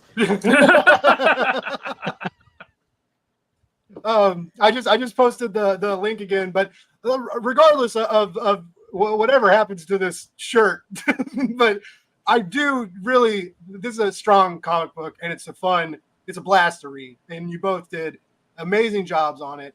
You've done an amazing work on this campaign. Your art, the art stuff. Not just us. Yeah, Joel. Yeah, Joel. The lettering. Yeah, as I mentioned earlier, It's all right. the lettering isn't there's so many different styles of text in it. It impressed me, and like Joel said, it was a good idea that it's the 6 issues in. He was probably like, oh god, not again. Now I'm just happy I have a team to support me. They're not happy, but I am. He's like, oh god, Aaron's got another character. Christian, if you're watching, we love you. Aaron's got another character in here with a distinctive voice. Oh, what am I See, I can't even blame it on book, you. I can't even blame it on you, Aaron, because you script it out just as they're talking, and I'm the one who comes in like a dumbass, and I'm like, this guy should have a different voice. Yeah. What if this guy's balloons were all black? Yep. What if everyone had a different font, but it all somewhat looked the same and hinted towards other things? And yay. That's really the fascinating thing, is that Joel took mysteries that we were building into the characters, and he put them. He actually translated them into the fonts. So there's just certain elements that, if you guys are paying attention, you'll realize, things that have been seeded that we haven't necessarily revealed yet, because it's been revealed through the font. Well, and that's actually, so one thing that we haven't even touched on is that with these Kickstarters, all of these are a Kickstarter special edition. So, we have the regular book that came out in stores. All of these have bonus content. So with like DEATHRAGE #5, if you had been reading, do not touch the bonus content for DEATHRAGE 5 unless you have read all of the books. #1, because we go through and there's a really big reveal at the end of DEATHRAGE #5. And the bonus content is actually something that I'm really, really happy that we're doing, because we were able to go through and kind of pull out different panels from throughout the series, be like, did you see when we did this? What about this? Like, what about this? Here was another hint that you missed. Like, I got to go through and like show like all of the different hints that we had put throughout. And that it's so cool to like finally be at this point and to be able to like reveal stuff like that. And those are little things that, Joel has been with MERC Publishing from the very beginning. And he gave those little things a voice before I even really knew what I was trying to say with them. And then like he kind of gave those life, and then Aaron came in and kind of took that and was like, oh, I see what we're doing here, and like made it even bigger and better. And it's just like, fucking read it. Fucking read it. Amen. Joel, what two-parter, what made you want to do that and make your life or the lives of your minions insanely more difficult? But like, what was your thought process in like organizing that and planting these seeds and when to do what and how and how to design what, where did that idea come from? Because that's not something I'm familiar with in other indie books or big two books of a letterer using design and text and style as like almost like a decoder ring of sorts, right? So where did that idea come from? Really, it comes back to one of the founding principles of Metal Ninja Studios, which we've talked about a lot: quality over quantity. With every book that I do, I try and figure out a way to make it special. And reading through their scripts, I saw so many different things that they were alluding to. And some of it, they had to give me a heads up of, hey, this is going to lead to this later on. And Murphy, being a pain in my ass, would never actually say what it was leading to. Just, hey, it's leading to something big. So I'm like, what? So, well, shit. Okay, so Joel, I need to design something. Reader. I couldn't let you in on it. No, and I'm glad you didn't, because as the letterer of all of these books, because I think all of phase 1 of MERC, except for maybe 1 or 2 of the last Miss Meow issues, I was the letterer for. So with that, I was also the first reader for all of them. Because that's one of my favorite things about being a letterer, is I'm the first one to see the finalized book. So with that, I was going through the scripts and I would see these little things and get what measly little hints Murphy would give me. And I, as a writer as well as a graphic designer, I take elements from both of those aspects of my training, because we have our own Kickstarter coming up soon. I'm a writer as well. I started as a writer, became a letterer, learned graphic design, brought all of that in. So I'm always looking for different ways to foreshadow. And the foreshadowing in the lettering came from my skills as a writer, and the techniques to do it came from my skills as a graphic designer. So I brought all of that together to figure out how to lay these little pieces in the typography and the color schemes, and even some of the placements and how we worked some of the balloons and where the tails went or didn't go. And all of those little details came from different elements of my training, and talking with Murphy and Aaron to figure out where they were going with it and how we can get them there and give that extra piece to where on a second read through, or second, third, fourth, however many it takes, people can look at it and say, oh shit, I didn't see that before. Wow. You think you had it hard. How do you think Aaron felt when he came in and I was like, I can't tell you the ending? Like, Murphy, you always know the ending. You always know the ending. Publicly, you always know it. I would say to her, what do you want out of this? Tell me what you want out of this so I can help get you there. I go, not yet. However, or she would give me like a vague, she's like, well, I kind of saw it like this, but I don't want to tell you the whole thing. I'm like, I got to know the whole thing. It's However, literally my job. I'm having fun calling Murphy out on a couple of things, so she knew this was coming. There is one balloon. There is one balloon in all of the MERC books that I did not put any special twists or anything in because I didn't put it on there, and I didn't find out about it until afterwards. I sent in, what was that, DEATHRAGE number 1? I sent DEATHRAGE number 1, and everything was fine. So then I meet Murphy at a con, and I'm looking through the book, and I see this balloon. Wait. I can show it. Yes. I got to see it. I love this story. I give her shit about it all the time. I'll say, yeah, so a little bit of backstory. When we first started doing MERC Publishing, I wrote it, I did the editing, I brought in the pages, I did everything. And so, Jamie was like, oh, well, Murphy will just do the lettering. She has 2 years of kind of doing graphic design. And I was like, sure. And so luckily Joel came in and saved us. Here we go. At the last second, Jamie was like, oh, wait, we need to add something right here. And I was like, oh, okay, I got it. The letterer won't care. Did not even cross my mind that oh, that's kind of a huge industry no.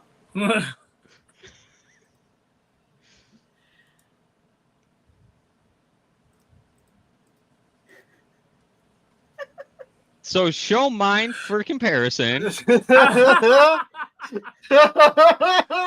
You know what's funny is I didn't even know this story, but when I came on as editor, I was like, "What's with this balloon?" I was like, "Why does it look like this?" Yeah, so we're at a show, and I'm flipping through the books, and it's the first time I've seen it in print. So I'm flipping through it. I get to that, and I'm like, Murphy, what the hell is this? First time we have ever met in person. This is 2 years later. Yep. But It's trying. it was a blast. That's awesome. Yeah, so now she's pulling up the remastered version of it to show what it's supposed to look like. Maybe. Sorry. Here's a little preview of DEATHRAGE number 1. If you guys followed the Kickstarter, but you haven't picked up the store issue, I had so much fun with these pages. I love those pages because I got to do 2 entirely different lettering styles on the same page, and I fucking loved it. Yeah, these pages are by James Silvani, who's my artist and frequent collaborator. But he was my artist on Darkwing Duck, and we got to do a little DEATHRAGE's happy place. We introduced a character named Bliss, who has the power to fire off all of your synapses and make you joyful. But even DEATHRAGE's happy place isn't entirely happy. So we got to play with that, and Joel had a really good time with it. See, my computer is even embarrassed. It's like, don't do this. I don't see the difference. me neither, to be honest. I if anything, I think mine might be tilted a little too much. I trip out whenever I go to a page that flashes back to DEATHRAGE with hair. So yeah, that I give Murphy a hard time, but I love that story. It's so much fun. That's funny. That's good. I want to shout out to Travis Gibb, by the way, who loves popping in when Joel wears a tank top.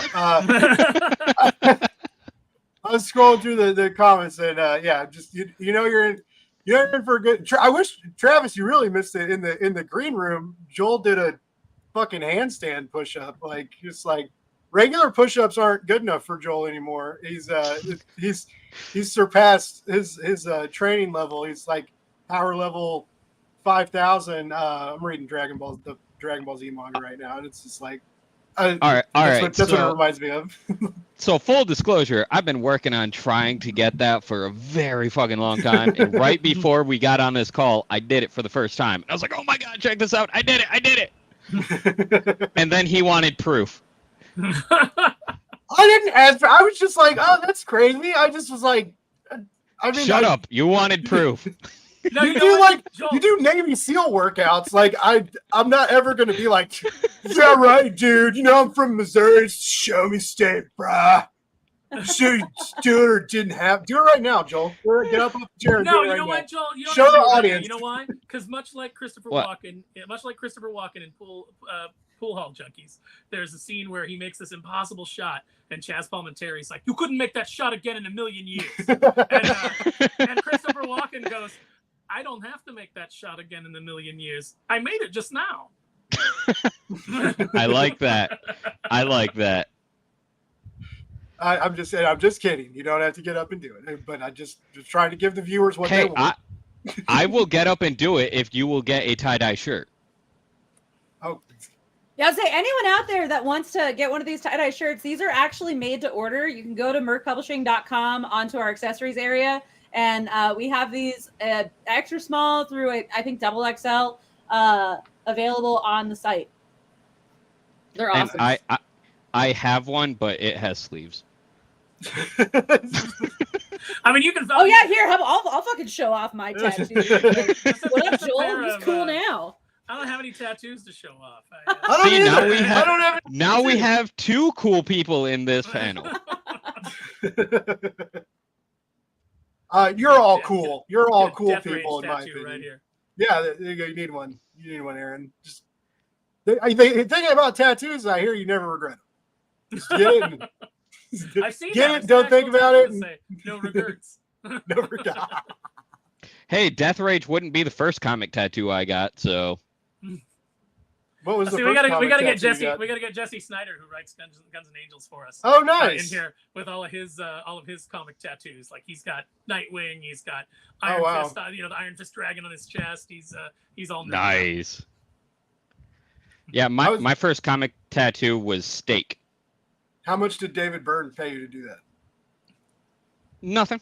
Oh. No, I was it's, really hoping it was like an advertising thing. Like, No, he helped me pay for it, but it was because we did it as a stretch goal for his campaign. oh, really? Because I designed the logo for it, and it's one of my favorite logos that I've designed. And I really love the vampire glyph that Francesca designed. And then it was also the campaign or the book that we got nominated for the Ringo for. So Yeah, Ringo nominated design for the trade. Yep. I remember. Joel, now I'm gonna have you design the kneel before Doomface, logo, so that we can make a stretch goal of you getting Doomface on. I mean, I was kind of hinting Joel's towards Death gonna be Rage, but covered. all right.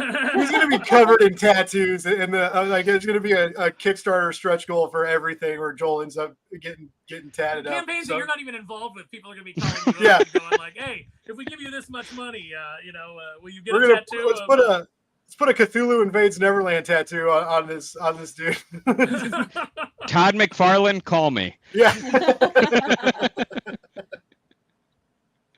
Oh man. Yeah, I remember when David when David was on the show talking when the trade had just come out, and we were like, I just started doing going from podcasting to live streams, and it was kind of chaos. Like, I mean, you all can tell it's kind of chaos, right? But it's a fun chaos, and so everybody's talking. David keeps talking. I still can't remember what it's called. It was like a special matting, material they use for the cover, and I kept calling it a sensual touch cover, and he was like, "That's not what it's called." And I was like, "No, the sensual touch cover." And he was like, "God damn it!" And then he told me later I was the favorite show of his to go on, so you can't take that back. He said it. But yeah, I'll never. And then I even messaged him when you guys got the Ringo, and I was like, "You got a Ringo for the sensual touch cover?" And he was just like, "Shut up." Oh, I like this. We got in the chat. We've got hashtag MERC Life. Here's one I want to read. It says, Yeah. Word on the street is that we are working with indie stalwart Joe Corallo as well. Yes, Joe is our editor on Board of Blood. He is currently, he has a story in our summer special, a Born of Blood story in our summer special. Actually, Joel, if you guys don't know, had a spring special story that was published. That one's out in the wild. You guys can find that. And he actually got a surprise today because certain elements of his story from that have worked their way into this year's summer special. So we liked Joel's story so much that I borrowed some stuff from it. Yeah, we don't talk about it. It's a secret, but I'm actually a MERC writer too. I wrote a short story in the it's a horror theme, and they brought one of my monsters back and didn't tell me about it. And they're like, hey, you should go look at this art that we just got in. It looks weird. So I'm like, okay. And my fucking monster's staring at me. I'm like, yeah. See, I like to hold back the big reveals. It's more exciting for everybody. Unless you're supposed to be leading into those reveals with the lettering. Or maybe you're the editor of a book. Well, see, the funny thing is now I'll try to be, you know, like Murphy will be like, hey, what does this mean? And I'll be like, you'll see. And she's like, no, tell me. So you can give it, but you can't take it. Only I get to play that game. I need to know. If there's one thing I've learned from talking to y'all, it's just, it seems like you all have a very, very good time making comics. And you can really tell, like, as I said before, like the charm and the heart and the bits of humor, like mixed in with the violence, like you really can. It's nice that you guys are having fun working together, and your audience.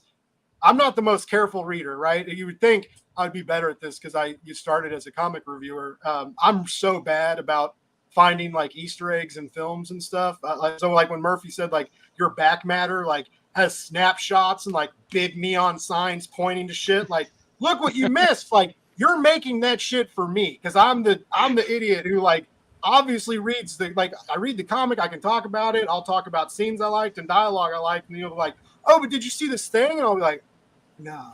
We don't point it out with big red letters. Like it's not like, hey, doofus, look right here. You know, but it's laid out that if you look at it, you might start to, you know, if you're really paying attention, you might go, hey, there's a through line here with the images that they've chosen, and what they are. They're like essentially like handbook pages. I'm a big fan of the handbook of the Marvel Universe. It's what really got me into Marvel when I was just reading a few titles. Is I started picking up the handbook and who's this character? Who's this character? Oh. So when they would show up in a book, I already knew their complete history, and then it meant something to me. So what we've been doing with the special editions is we've been putting in these handbook pages for each character to kind of catch you up on their history, to let you know, there's even some stuff revealed, like in DEATHRAGE's handbook entry that it's not revealed in the book. It's just in the handbook entry. We talk about it there.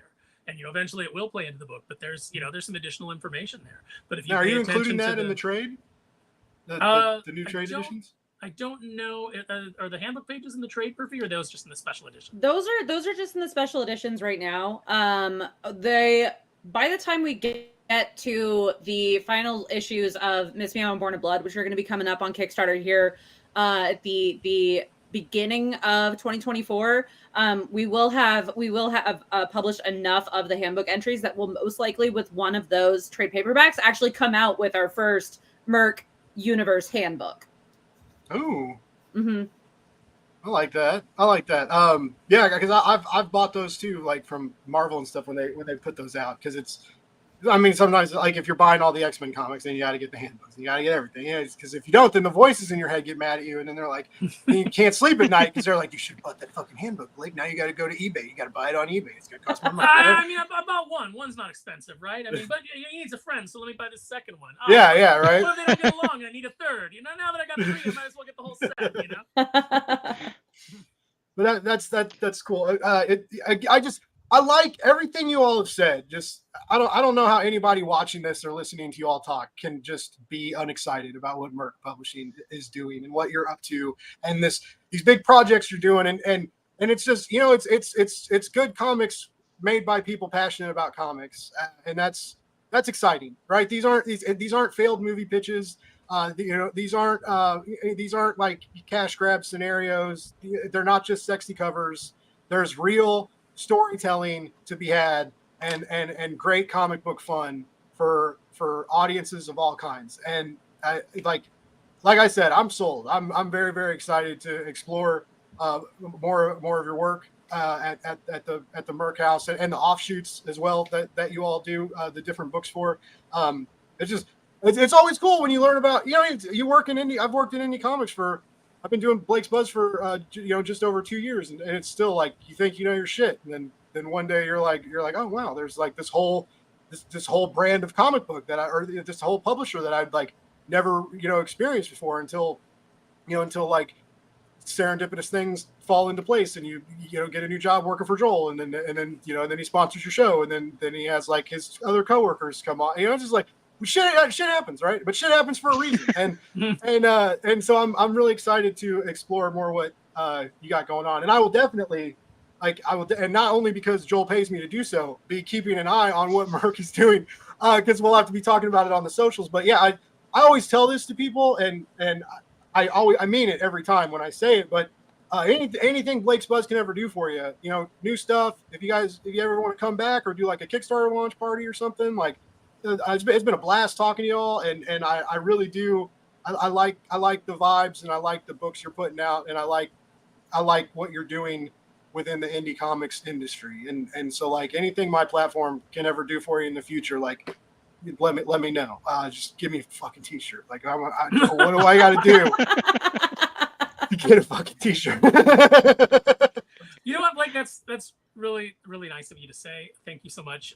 Really appreciate that. I appreciate everybody who goes and checks out the work that we're doing. And those who even look past, like they're like, you know what, these kind of girly covers aren't my thing, but they look past it and they find that we're actually doing some really kick-ass action comics, based within this universe. I love that, and I'm just really grateful to everybody who checks us out and who gives us a chance, because we're really trying to give you guys some exciting comics to read, some things that you can really invest in as far as, your time and your fandom. There's just so little of that right now. And we're very much customer oriented. We want to write stories that appeal to you. We're not looking at these as Netflix pitches. We're not looking at these as movie pitches. If that were ever to happen, great, that's fantastic. But what we're trying to do is we're trying to express our love of the comics medium. We're trying to put things out there that you guys can enjoy. We're dancing with who brought us, which is comic books. It's the greatest storytelling medium in the world, in my opinion, and that's where I've always wanted to be. I've never really cared about being, like, I want to get a movie pitched, in or anything like that. That's always been of far less interest to me than just producing great comic books. Nice. And movies don't hire letterers. Yeah. But they might hire you to do handstand push-ups in the background of, Maybe. You could rebrand as an AI technician and make Marvel opening cinematic what are those called? The credit sequences. Oh yeah. You can make a whole new generation of subtitles. Like almost everyone that I know now, myself included, watches TV with subtitles now. Like, just imagine what you could do to that whole. You could create a genre of comic book subtitles on TV. Everybody off in the union because he'd come in and he'd be like, "No, every character gets their own distinct font." Like, he's like, "This is my vision." And he's like, "Shh, overtime, everyone." And they're like, "Yeah." That is interesting though, because I've often wondered, because like some brands of TVs have shittier fonts or smaller, or even different streaming networks like have different fonts. Like it's interesting that you can't like get themes for your platforms and like pick a text that's comfortable for your eyes or a color that like you can focus on easier. It's I don't know. Joel, don't do that though, because we need you at Metal Ninja. I'll say I know that Hulu at one point, I don't know if they still do this, but at Hulu you could change the text and the size and the color. I know this because before I logged out of my ex-boyfriend's Hulu account, I went and I set the subtitles to like the largest size and bright yellow. So when you hit play, it literally took over the whole screen. It was the most disgusting looking thing ever. You can still do that, Murphy, but now it costs an additional $19.99 because Disney's raised worth the it. price on everything. Yeah. There is worth no price for spite, Eric. Especially on your ex-boyfriend's account, worth it. Yeah, that is so. That's amazing. You're my new favorite person, Murphy. That's not getting a t-shirt. That poor man in the Hulu account that he struggles to pay for every month. all we need for you to get a shirt is someone to go back the campaign and put Buzz in the comments. Yeah, someone back to like. Don't make me look like an asshole, viewers. Like, someone go back to this campaign, leave a comment. Buzz on, but no, seriously, it just back the comic anyway. It's so good. It's so freaking good. And I had such a blast reading it. And I hope you guys get the opportunity to tackle this, like you said, modern day, different, a new arc, a new story. I definitely, you can tell you guys love this world and these characters. I hope you get to. I want you to do other stuff too. Like, don't ever get locked down and pigeonholed. And like, I don't want to keep baby in a corner or anything. But like, spread your wings and fly. But every now and then, like, maybe come back. And it's a cool book. So, anyways, definitely. I've kept you guys for over an hour and a half, and I really appreciate you dealing with me for that long. I still don't get how Joel does it, but you two, thank you. I really appreciate it. It's been a blast getting to talk to you, getting to talk about MERC, getting to talk about how you butchered Joel's work. That was the best. Like, everybody out there, before you break up with your significant other, like, fuck with their subtitle settings. Like, that is genius. Like, real quick, I guess, where's the best place to keep track of MERC, like, on social media, and you two as well? Like, are you on the socials, or like where do we keep track of you? Murphy, let's start with you. Yeah, MERC Publishing. It's at MERC_comics or MERC_publishing on everything except for Twitter, which is MERC_magazine, which you can't change that. I'm not a Twitter person, so I don't really know how that stuff works, but you can find me at Instagram at @MurphHey. And anytime you want to find any of our Kickstarters, you can always just go to merckickstarter.com, and that will take you to whatever our most recent project is. We have to have set a record by this point for the number of Kickstarters that one has ran in a year. We almost always have something going on. We always have something new coming out. So always remember merckickstarter.com and to follow whatever the latest cool bullshit we're putting out is. I promise that it's going to be worth your time, and it's going to be fun, and it's going to be a great ride. Awesome. Aaron, what about you? Where do we keep track of you? Well, my Twitter handle is right there on the screen underneath my ginormous head.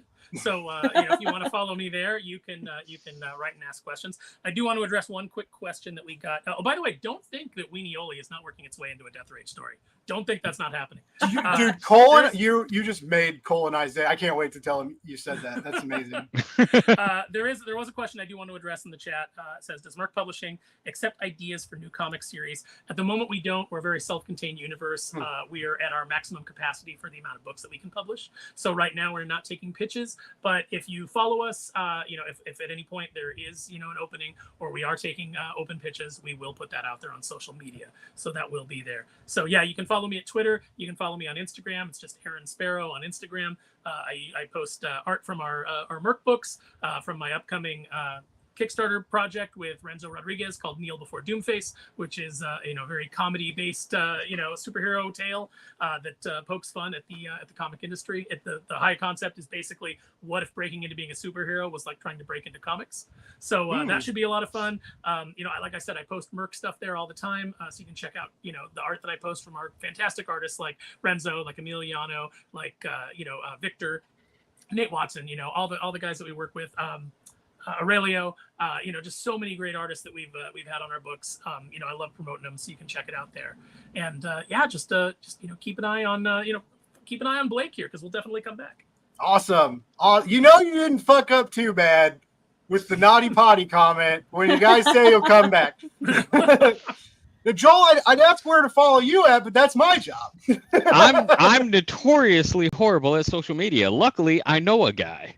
Luckily, Joel has the means and know-how. We have a great glamour link now for Metal Ninja Studios. metalninjastudios.com/links. That will take you to our link tree. Everything is there. And then we're also on Blue Sky and Threads, just at Metal Ninja Studios. But the link tree, you can sign up for the mailing list. You can keep track of any Kickstarters we're promoting.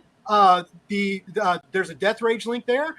There's a canceled link there right now, and there's a sign-up link for the upcoming Dust County Chronicles Nightfall issue 1 through 3 campaign that I'm so excited about, that you will be hearing more about on this channel, on our social medias, as we get closer and closer to launch. But yeah, Joel's got an awesome company, and I'm proud to work for him.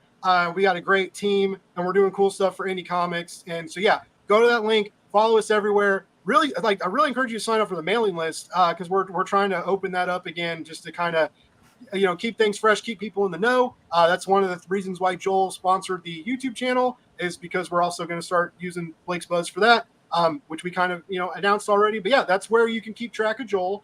Unfortunately, if you try to talk to Joel, you'll be talking to me. But if it's really important, I'll call the boss. We'll get him there. Don't worry, I promise.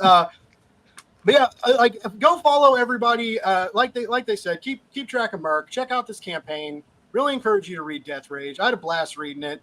I read a lot of indie comics. I'm on a lot of press lists. I get overwhelmed sometimes with review requests and bombarded. I'm very lucky, but I get more comics than I have time to read a lot these days. And long story short, I do read a lot. And these MERC, this stands out. This is a special deal, and it's worth your time. It's worth your money, and do it. Check it out. Have fun with it, and tell us about it. If you read it and like it, hit us up on the socials and tell us what you liked. We like to hear stuff like that. Smash that like button. Ring the bell for notifications. If you see Blake on the street, pull his shirt up. Give him a raspberry on his belly. That all counts towards the algorithm, right? That definitely counts toward something. Aaron, I think you broke Blake. Yeah, I was like, my work here is done. No one's ever talked about giving the host a raspberry before. I've made it. That's how you know. But yeah, everybody, the new people that tuned in tonight, that are fans of MERC, fans of our guests, thank you so much for tuning in. As I said, I do live streams throughout the week. I love creator interviews. They're always this weird. They're always this fun. This is if you like these vibes, I got a show for you to check out, and so would love to have you back.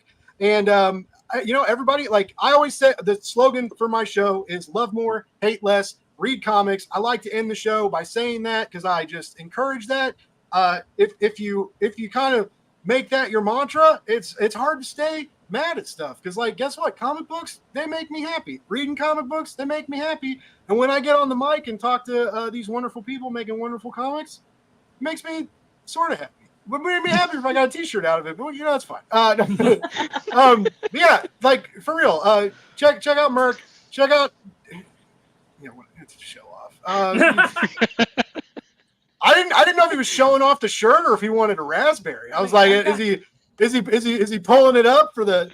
Let me show you something else that another little piece of merch that let's check it out. Murphy sent me for Christmas because of working on DEATHRAGE and because of the Killer Teddy Bear Army. She actually sent me a teddy bear in a merch shirt.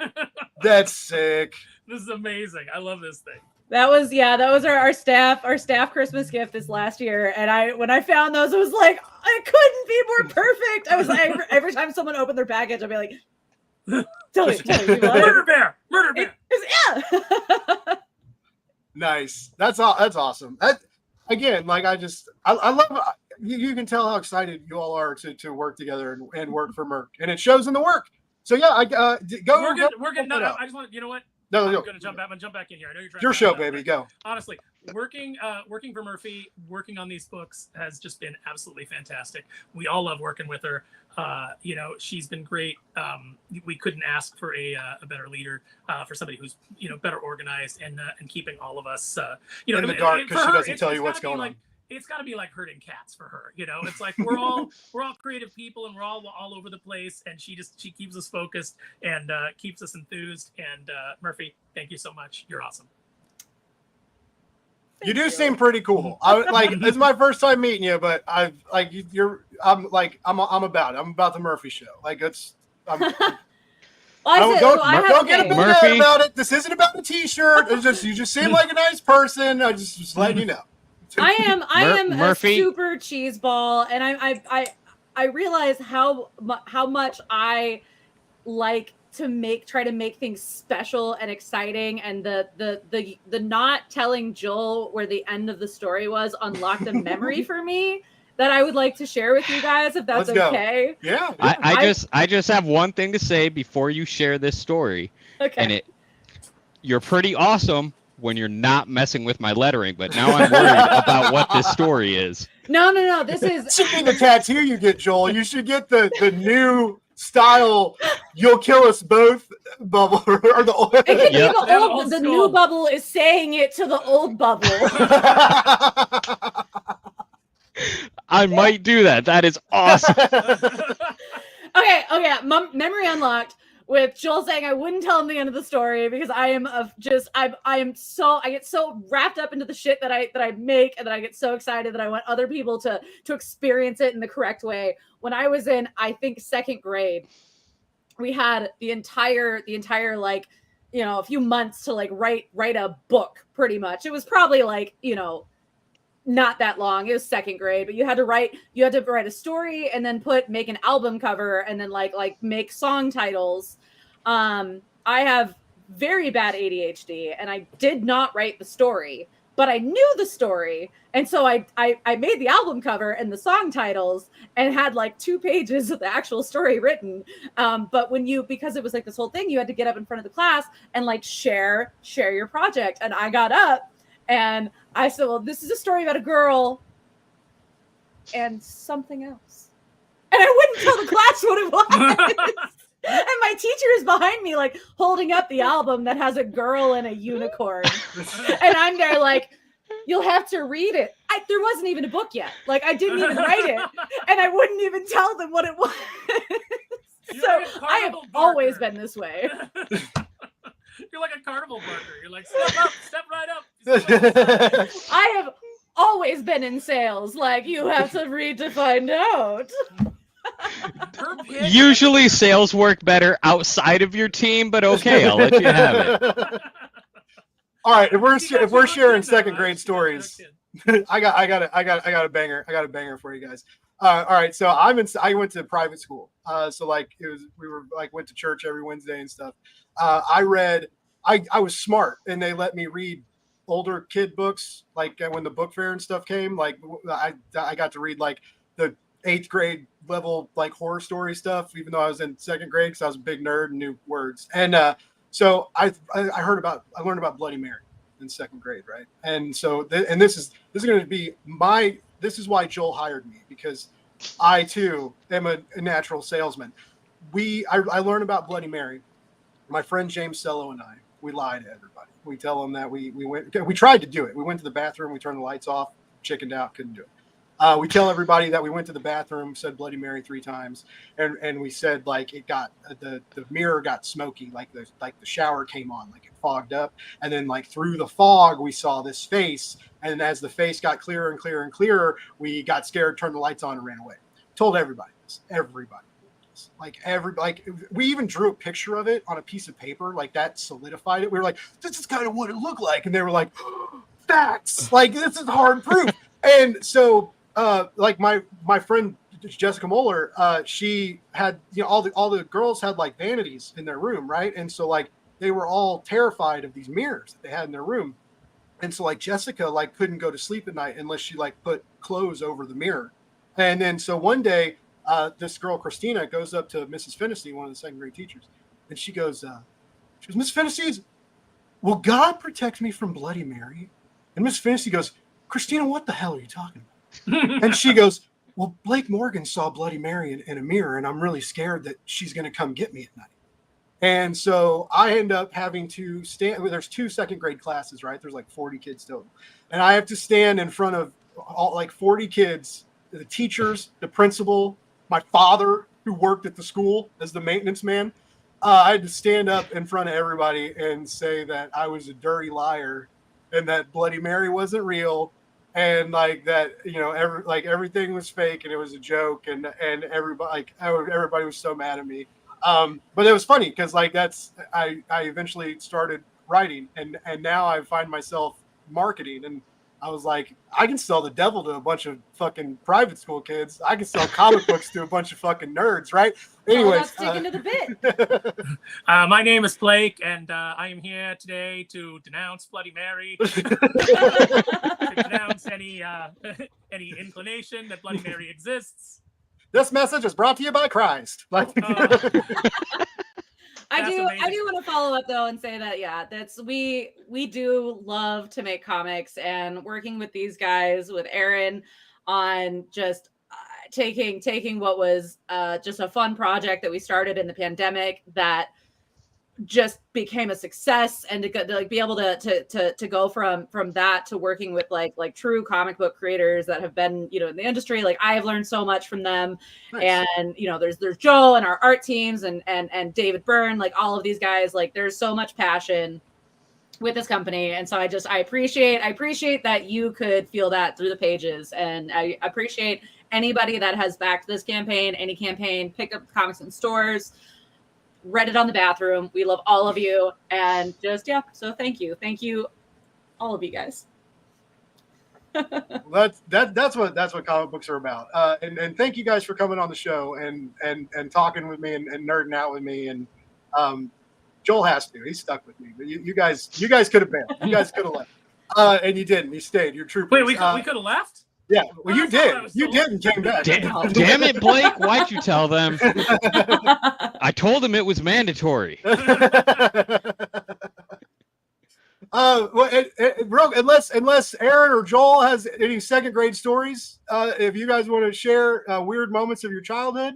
By the way, that's going to be a new show on the channel, Weird Moments of Childhood. We're going to start doing that. We're not doing that. I got too much shit going on. But Hey, eventually be I a can tell segment. the story of when I broke both wrists at the same time. I'll say it's a good sign-off tradition. Like, all right, so Yeah. tell me a weird story about your childhood. Yeah, I like it. I like it. Solid. You're welcome. Thank you for the T-shirt. But no, unless anybody else has anything left to say or shout out or any upcoming announcements anybody wants to drop, like I'll play the music and set y'all free. Oh, you have an outro? Ooh. I do. You ready? You ready for Yeah, it? let's do it. I'll Thanks, say everybody. campaign ends Friday at 4:00 Eastern. Go get Death Race #6 Special Edition on Kickstarter today. Tell your friends. Tell your spread the friends. word. Get We the trade. appreciate it. It's very We need it. affordable. If you Yeah. want, if you She want cool even indie danced. comics- Do it. Go get it. Yes. Yes. Let's play the outro. All right. Have a good night, everybody. We will be back. I'm off tomorrow, but we'll be back Thursday and Friday with more fun guests and comic book chats. I We'll see you approve. later. No time off.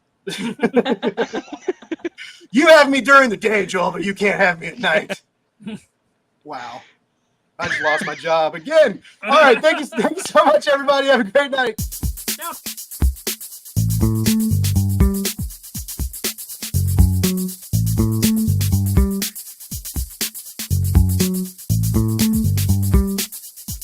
It's Blake's Buzz Live.